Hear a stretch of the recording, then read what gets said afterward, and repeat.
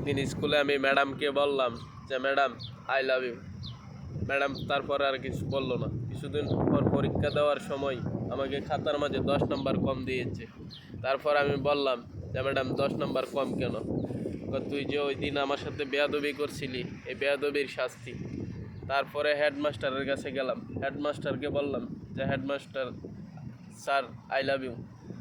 স্যারে বলল, আমার কাছে একটা টিসি হাতে ধরে দিয়ে বের করে দিয়ে বলল যে এটা ভালোবাসার জায়গা নয়, এটা লেখাপড়ার জায়গা। তারপর আমি বাড়িতে চলে আসলাম, বড় ভাইয়ের সাথে দেখা। বড় ভাইরে বললাম যে ভাই আই লাভ ইউ, আমি তোমাকে অনেক ভালোবাসি। বড় ভাই বলল, শার্ট কেনার দান্দা নাকি? এখন আমার পকেটে টাকা নাই, যা এখান থেকে। তারপর আমার ছোটো বোনের কাছে গেলাম, গিয়ে বললাম, বোন আমি তোকে অনেক ভালোবাসি।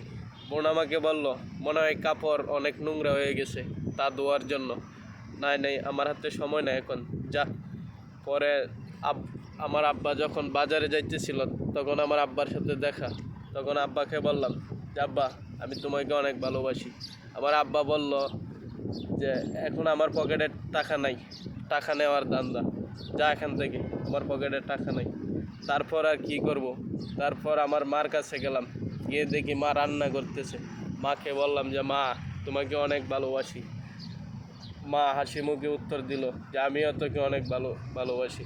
যে দুষ্টু ছেলে, সারাদিন কোথায় ছিলি, চল খেতে চল। তার জন্য বলতেছি ভাইয়া, মাকে কোনো সময়, সব সময় অনেক ভালোবাসবা। মাকে কোনো সময় কষ্ট দিও না। মা হচ্ছে, মার পায়ের নিচে হচ্ছে জান্নাত। শখের প্রবাস। টাটা।